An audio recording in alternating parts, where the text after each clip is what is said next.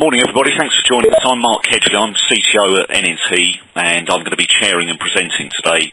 I've also got Stuart Golding who's going to be helping out. Stuart's going to take the first section and I'll let him introduce himself then. What I'll do is I'll encourage you all to take some notes, as there will be, I think it's about 50 questions in the exam at the end. No, I'm only joking.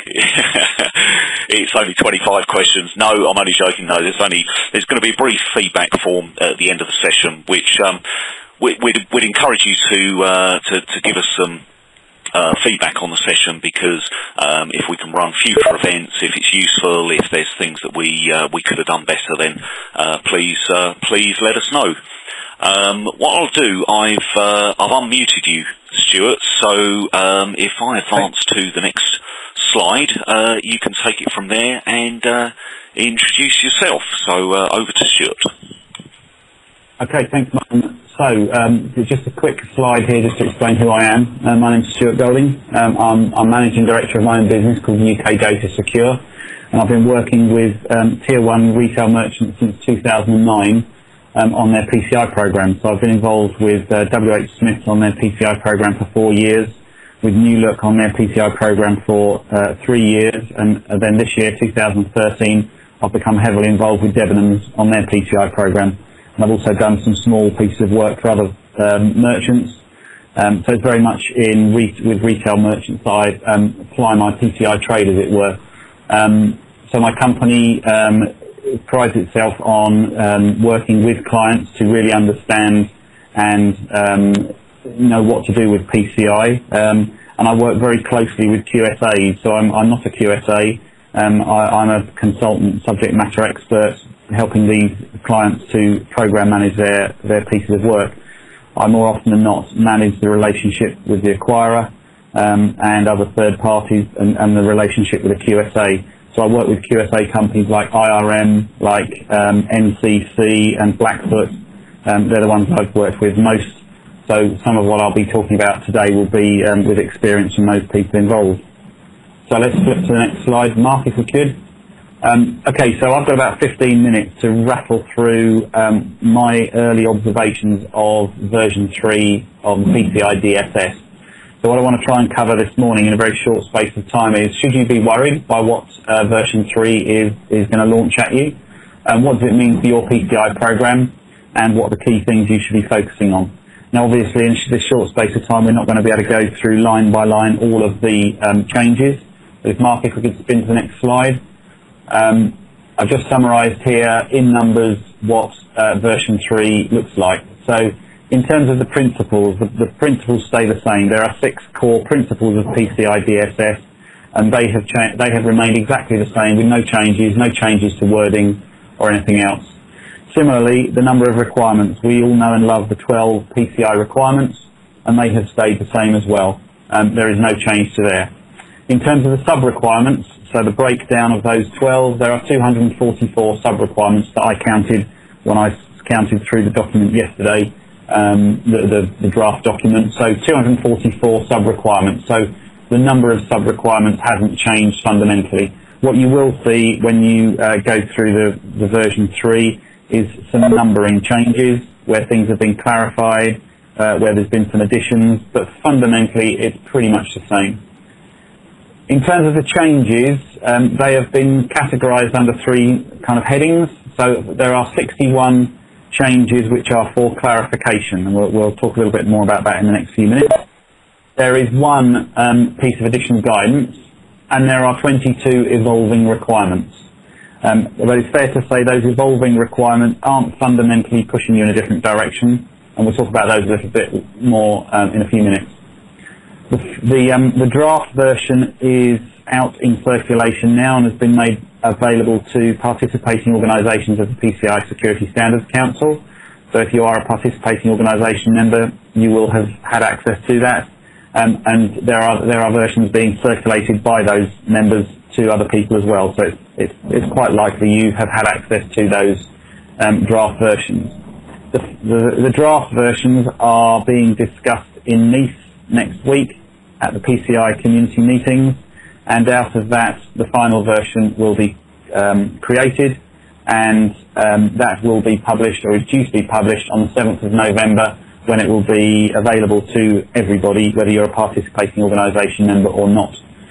There is a supporting document that has also been published as a draft version, which is the summary of changes from PCI DSS version 2 to version 3, and that will be available on the 7th of November as well. The version 3 becomes mandatory from the 1st of January 2014, except for 6 evolving requirements, which, because the Council believes that they are some things that organisations won't necessarily be able to implement by January the 1st, 2014, they have given a longer period of time for those. So they are only effective 1st of July 2015. And that's really quite good, in as much as you or I or anybody else won't have to panic about those in the very short term. Okay, Mark, if we can flip to the next slide. So should you be worried? Well, the answer is categorically no. There are no major surprises. I've gone through the summary of changes document. I've also read through all of the version 3 requirements, and there's nothing in there that really surprised me. There's nothing in there that I thought, oh my God, how are we going to do that? Or, oh my God, that's significantly different. So, you know, the big burden of PCI isn't fundamentally changing direction. And I know that a lot of people say to me, as version 3, or in the year that the next version is due to be published, you know, there's lots of kind of hype, if you like, about am I going to have to fundamentally change the direction of my PCI program because of the next version? Well, the answer is no. You're not going to have to change direction. The clarification and additional guidance most certainly shouldn't make your PCI life any harder. What I've got from reading through the changes, particularly under clarification and additional guidance, is that they are helping you, or they should help you, to better understand exactly what you have to do. I think version 2, there were lots of things in there which were open to interpretation, and depending on the quality of your QSA, it very much depended on how you interpreted those. I think that version 3, with the clarification that's been put into it, and I think it said 61 pieces of clarification, everything I've read through looks like really good bits of clarification. For example, there are things around passwords, how passwords should be used, the fact that it doesn't have to be a specific password, it can be other authentication mechanisms and so on and so forth that you can use, and it really clarifies which of the password requirements apply to in-store cashiers, for example, and it makes very clear in version 3 that there are a number of those that don't apply to shop floor cashiers who are dealing with one card and one transaction at a time. So that's just an example of some of the clarification that I think is really quite good. In terms of the emerging requirements, again, there are none of those that I specifically think are going to catch you out or worry you. 6 of them don't become mandatory until the 1st of July 2015. And things, the type of evolving requirements, I'm just going to read out a couple here. So in requirement 1, one thing that's being pitched as an evolving requirement is clarified what the network diagram must include, and added new requirement at 1.1.3 for a current diagram that shows cardholder data flows. Now, I don't think that's specifically different to what we should have been doing anyway. That is something that with my clients I've made sure that happens anyway, so that type of evolving requirement isn't going to concern me. Another evolving requirement at 2.4 is new requirement to maintain an inventory of all system components in scope for PCI DSS. Again, a good QSA will have advised you to make sure that you have an inventory of all your system components. You've got them documented, you've got a diagram that shows what they are, so you really understand what they are. So again, that wouldn't trouble me or any of my clients, and I hope it wouldn't you either. If I go to a requirement that is a new one that is not effective until July the 1st, 2015, at 6.5.6, new requirement for coding practices to document how PAN and FAD is handled in memory. So again, that's a logical evolution. It's a logical thing to do. It makes sure that our clients and you as merchants have proper coding practices in place around PAN and FAD and how that's handled in memory, and that's not been clear before, how the PAN and FAD is dealt with in memory. Another evolving requirement not effective until July the 1st, 2015 is new requirement for coding practices to protect against broken authentication and session management. Again, one I don't feel is going to challenge you greatly. The clarification piece is when you read the document, I think you'll agree with me that they make previously unclear requirements easier to understand and implement. And very much, I think, the Security Standards Council achieved what they set out to do, which was make it a lot easier for the requirements to be understood, not changing them, just making them easy to understand, to interpret and implement. And the document itself has been made more relevant and easier to use. So, for example, we used to have columns on the main PCI DSS document which describes or asked us to describe what was in place, what was not in place, and a target date comments columns. I've certainly never used any of those columns when I've been working with my clients, and you probably haven't either, and they've been taken out, which I think is a good move. And a very, very big change that you will see is that there's a new column to describe the intent of each requirement, and the content for that is derived from what was formerly called Navigating PCI DSS Guidance Document. So they've put everything in one place, so you don't have to refer to two different. So that guidance in that column is really, really useful. I've used the Navigating PCI DSS Guidance Document extensively in the past and found it really useful. So now they've put all of that in the same place. Okay, Steve, next slide, please. Sorry, Mark, next slide, please. Okay, so what does it mean for your program? Well, a good QSA, working with a good QSA, will have already interpreted most of what's in version 3 in working with you in version 2. So, as I said, there's very little that's dramatically changed, and most of it a good QSA will have guided you towards anyway. Their interpretation of what you needed to do under version 2 is very much reflected in version 3. And the emerging requirements, as I said, aren't fundamental changes. They are evolving requirements. It is an evolution rather than a revolution. There's no wholesale change in requirements or direction, and ambiguity has largely been taken out. I think if you find that there are any requirements that still have some ambiguity within them, that will be purposefully done, and that indicates where all of the card schemes and the parties involved in coming to agreement on the new version 3 requirements haven't been able to reach consensus. And I know that for a fact because Visa have told me that's exactly the case. Where there is any ambiguity, that's purposely been built in where the parties involved in agreeing the new requirements haven't been able to reach a consensus.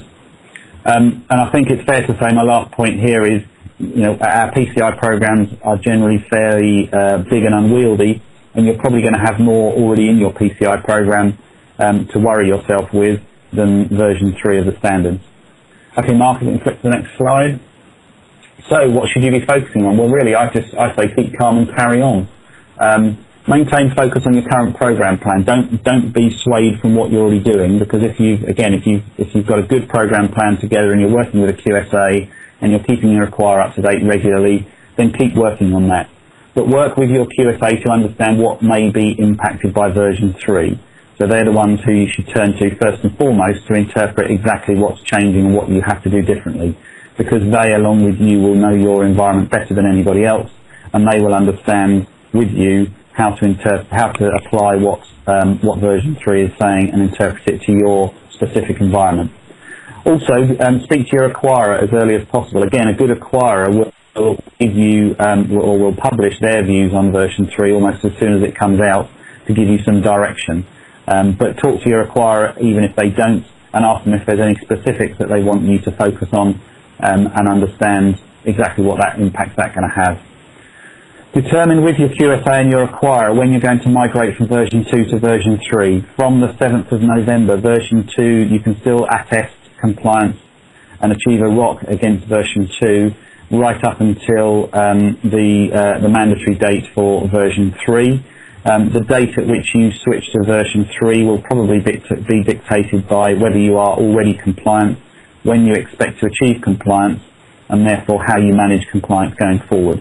My suggestion would be, if you are on a course to achieving compliance in the next 12 months, you stick to version 2 and attest against version 2, and then in the first year in which you are maintaining compliance, you work towards version 3 and attest to version 3 on the anniversary of achieving a compliant ROC. And understand the impact of the emerging requirements and which ones need to be prioritised there as well, and build those into your roadmap, working with your QSA on that one. And last but not least, obviously brief your business. Make sure that your sponsor, your business representatives, your directors and so on, and the people who are payrolling or bankrolling your PCI program know what's happening, and obviously amend your program plan accordingly so you keep that all up to date, and you keep that in place for your regular quarterly updates with your acquirer. So that's me done. I've rattled through, and I've probably taken a couple of minutes of Mark's time. The last slide there, you'll see my contact details, and a little picture of me as well. I'm also on LinkedIn. You can see my profile on there. I Twitter occasionally, and if you would like me to help you at all to interpret anything, or can help you with version 3 as you go through understanding what it means for you and your organisation, then please do get in touch. I'll be most pleased to be able to help you. Okay, thanks Mark, that's me done. Thanks, Stuart. Okay, that was great. Thanks, very revealing at a high level. What I'm going to do is provide a very brief introduction to us.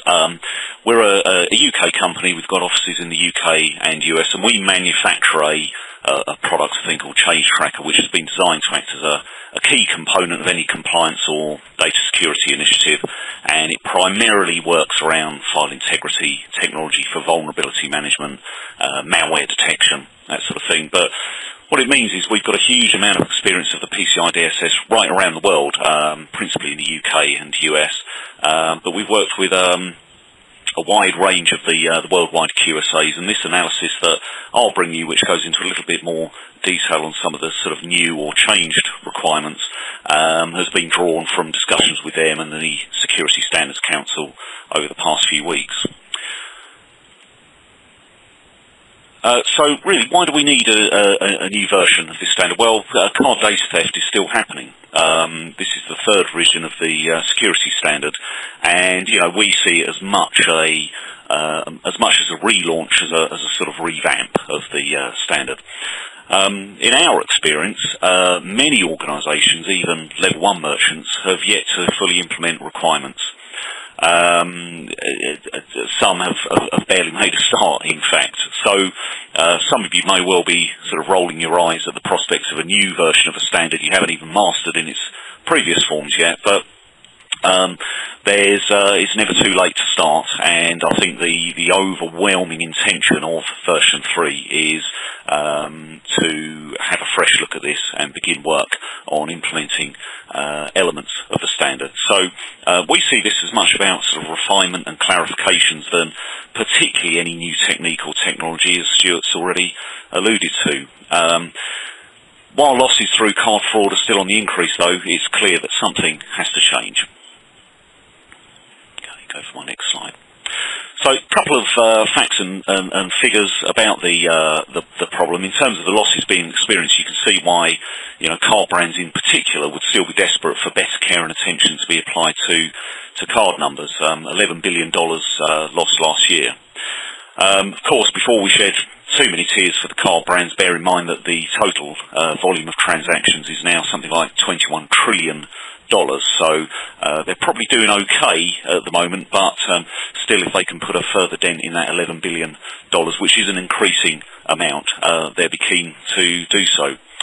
The second point I've highlighted here, which was drawn from the recent Nielsen report on card data usage, is that PCI compliance isn't just a problem for the card brands in losing money, and it's not just a problem for sort of merchants or processors in terms of the sort of hassle and the burden that the PCI DSS puts on you.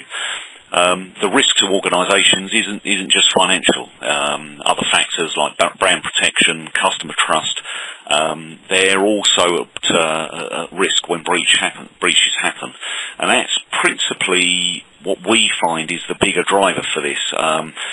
Many of you may have fended off the overall implementation of PCI requirements, but just the growing awareness of cybercrime and the need to protect corporate data assets is now sort of converging on, that something has to be done about protecting ourselves. So, getting back to version 3. So, as Stuart's already mentioned, the new version, or the full version, isn't available until early next month. So, this is an early reveal of what's quite an extensive reworking in some respects of the standards. As Stuart's already said, most of the requirements are carried over. There's some tweaks and additions which we'll go into some more depth on in a moment. But there's also a degree of refinement in the wording throughout the standard. The overall intention and the impression that you get from talking to the Security Standards Council people and Visa and so on, the car brand representatives, is that again there's an overwhelming desire to get merchants and payment processors to think more about security of cardholder data rather than simply compliance with the standard. They're keen, of course, that security best practices are adopted and practiced as a matter of routine rather than just as a once-a-year big push to keep an auditor happy. Not that anybody on this call would see it that way or do that, but we have come across certain organisations that are still sort of in that mindset of what have we got to do to make this go away, and that's clearly the wrong way to go about this. So, getting down into the detail of some of the key changes which have come about. So, Stuart already touched on this earlier. Some elements about in the requirement 2 section about the clarification around use of passwords. One of the things that has been clarified is that passphrases are acceptable rather than going for very long, multiple character, complex passwords for systems. Plain English but multi-word passphrases are an acceptable form of authentication. And that's quite key when the focus is also put onto things like service accounts, application accounts, as well as user accounts, which is something Stuart touched on earlier on when talking about this.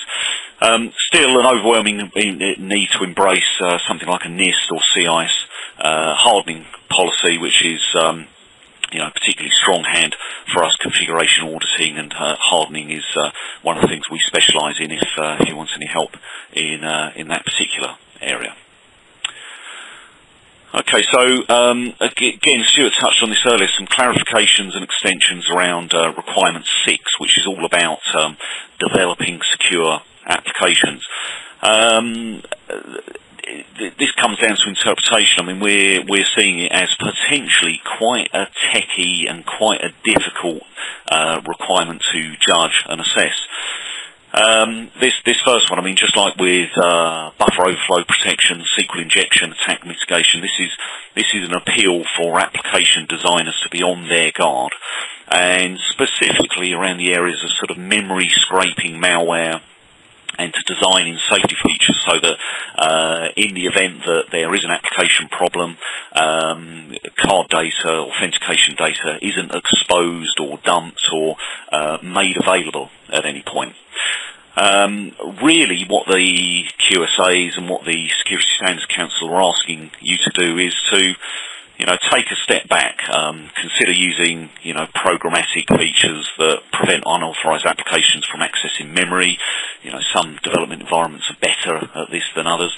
Also, what happens if there is an application crash? And of course, lots of attacks take the form more of disruption to the application, trying to break something to see what happens, because quite often the data that was in memory will be coughed up or dumped out. So, and there's definitely been evidence of breaches which have occurred through these types of attacks or mess-ups, really, in terms of the application. So, it's an application development challenge, but also a malware protection issue.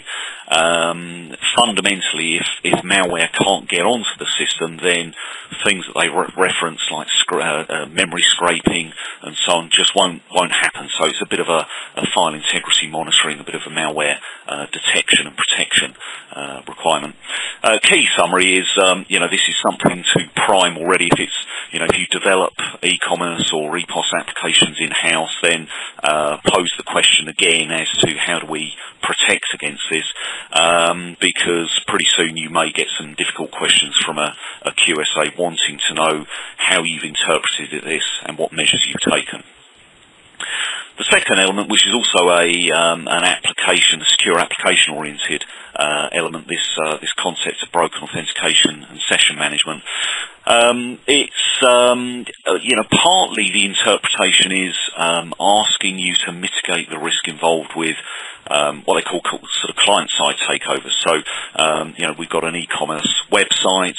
We've got, obviously we want customers to be accessing those applications and working within there. And we want greater governance and protection over those sessions to ensure that, these sort of man-in-the-middle or takeover attacks can't become an issue. Potentially it's got some issues for services like WorldPay, or if you're the type of merchant that steers off transactions to a third party. Still, that's a session which could be infiltrated, and there's some responsibility on the merchant still for mitigating that. Again, it comes back to proper application design issues. In this one in particular, there's some common. It's one of these sort of, we know it's potentially a vulnerability, but functionality is improved. So, simplest example is if you've got somebody browsing a site, they're in a shopping cart and they walk away from that. How long, how much grace do we give them before we time the session out? Well, from a marketing and sales point of view, you want to leave that session open. You don't want to leave any potential for them to come back, get frustrated by the fact their session's timed out. However, leaving that session open could lead to compromise, and that's what we're looking to cover here. Just a point of interest, I've just been asked, because we're getting close to the end of the session, about whether slides and notes will be available at the end of the session, and yes, they certainly will. There'll be a recording, and the notes will be available to anyone who attends today. So just a couple more points that we need to wrap up on, because there's about 4 more specific requirements or clarifications which we want to cover. The new element about authentication for service providers, it only really affects you if you're a service provider on this call, and it's a bit of a no-brainer. It's kind of, we know you know this, but we still need to emphasize this. If you're a service provider managing multiple customers, then you've still got to use unique access credentials for those customer systems. Just because you're the service provider and kind of you're the expert in all this, still doesn't make you immune from operating sound security practices for your customer environments. So that's quite a simple one that service providers will doff their cap to and take on board. The second one, this section 9, it's a requirement 9, so that's all about physical protection of devices. What's come out of this is that a lot of the interpretation of requirement 9 in the past, and I think a lot of the wording has been around protecting kind of the data center, the data processing elements, so video cameras, card entry systems, signing in visitors. But still, there's a huge amount of theft goes on, really at the low-tech end of the market. So this is sort of the yin to the yang of, when we're talking about memory scraping and so on earlier on. This still comes back to, is there exposure to card skimming? If a guy in a white coat comes in with a new EPOS system and says to the people in the retail premises, we need to change your till, how do they react to that? Is there a vulnerability there that tills could be tampered with, card readers could be tampered with still? And again, it's something that's always been a point of exposure. It's always been part of the standard, and it's always been taken as read that you need to protect the card processing systems, but it's more a sort of, shift the emphasis on to protect EPOS systems from tampering, because it still goes on. Card skimming is still one of the simplest but most common ways that card data is stolen. Okay, so finally, the last two sort of kind of new or refined requirements in the standard, which are causing most discussion. So this element around penetration testing, of course, vulnerability scanning, pen testing has always been a primary part of the standard. It's a great fundamental security practice because it's designed to, in its best interpretation, when you're operating securely, this is really just a check and balance. Okay, we've put every measure in place, we've hardened our devices, our firewall is and IDS is set correctly, but are we still vulnerable if somebody puts their mind to it? And the essence of that is really what the Security Standards Council are trying to promote focus on. The whole sort of pen testing market has become really commoditized. Most vendors are offering cost engineered and lower cost services as a result, but they tend to be highly automated.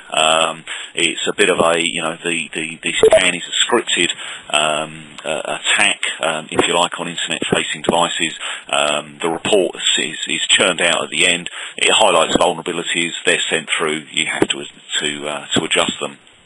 But what's become clear is that those kind of lower skill, highly automated testing services are starting to miss the point a little bit.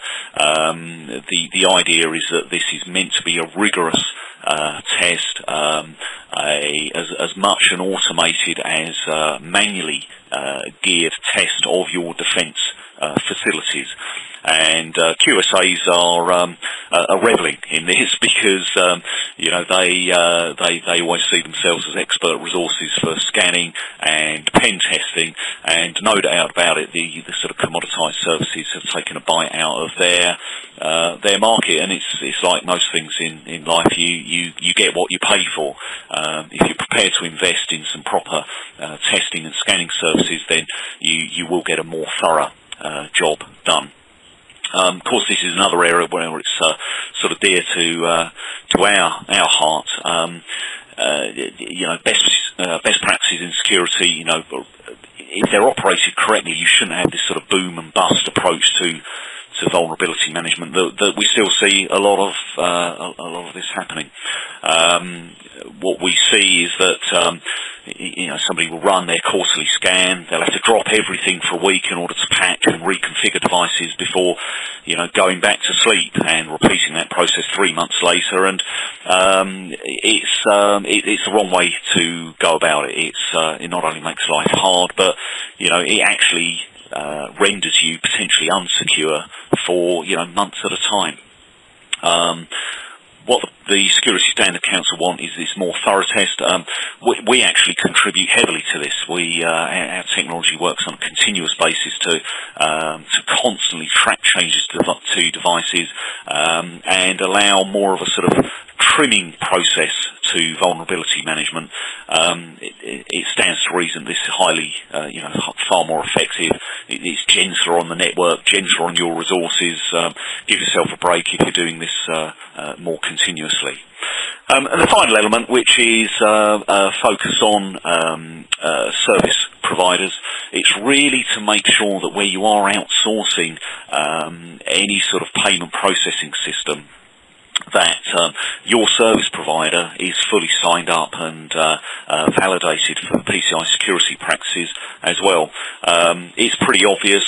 Most of you will already be used to asking your service provider to indemnify your own risk that they take on. And, for example, when we operate a compliance as a service initiative for our customers, we operate from a fully PCI compliant facility in the It's actually housed in the former Greenham Common nuclear warhead silo, so as you might imagine, it's pretty secure by design. So there you go, that's the kind of headline summary. I'm conscious that we strayed over time. I know we started late, but just some choice summaries from this that, you know, no doubt about it, the overwhelming intention of this is to try and engender some greater adoption of PCR requirements. And what we always find when talking to QSAs, the Car Brands Security Standards Council, is, you know, they wish people would start and implement some security measures rather than, you know, rabbit in the headlights, trying to think about how on earth are we going to take on all 650 requirements of the DSS. A lot of the advice from Visa has been about this risk-based approach, you know, and really to cut through all that, it's saying, you know, if you do nothing else with respect to PCI, you know, they know it's expensive and they know that it's going to take resource. So really, if you can do just one thing to protect the most vulnerable elements of your estate, then that will be a start, and that will minimise card theft. We've been pretty successful in this area, helping people. But you know, our message is really to simplify this, automate it. You know, we put together a package which is highly automated. It's not expensive or difficult to implement and run, and you know, it can be very effective. And we know merchants who do the bare minimum, but are compliant, they haven't had breaches, and are very switched on to security. So we always say the same thing: get yourself, you know, sit down and read through this PCI DSS. But really, you know, you're the best people to understand and know where the risk is within your system. So before you sort of jump in, hire a QSA, go out and buy, you know, logging tools or you know, scanning services, assess what your risk is. Can you lose card data? Can you take devices out of scope? How much can you simplify this before you really start concentrating on implementing security standard measures? So that largely concludes today. The final point is really to say, you know, we've helped all these organisations. We'd love to help you too. Stuart provided his details earlier, so even if it's just a question or clarification about anything, you know, Stuart's actually embedded with the New Look, the Debenhams, the WH Smith PCI program, so he's got huge experience of the real world application of the entire standard. Where we sit, we're a manufacturer, we're more focused on the sort of vulnerability management, malware protection, but we can take a big bite out of those PCR requirements too. But final thing today, we'll send you an email with some questions on, but if you could take a moment to fill out the brief feedback form, we'd like to hear what you made of today and if it's been useful. Also, anybody who'd like to take up the offer of the free security audit that was offered, let us know through the feedback and we'll make that happen.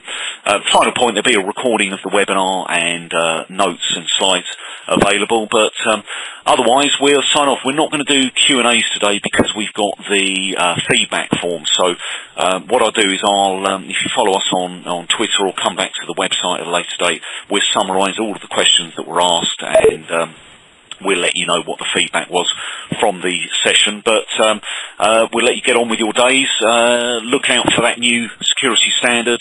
Should be available early November, but hopefully you've got a head start on it, and it's all a lot clearer. Thanks very much for your time.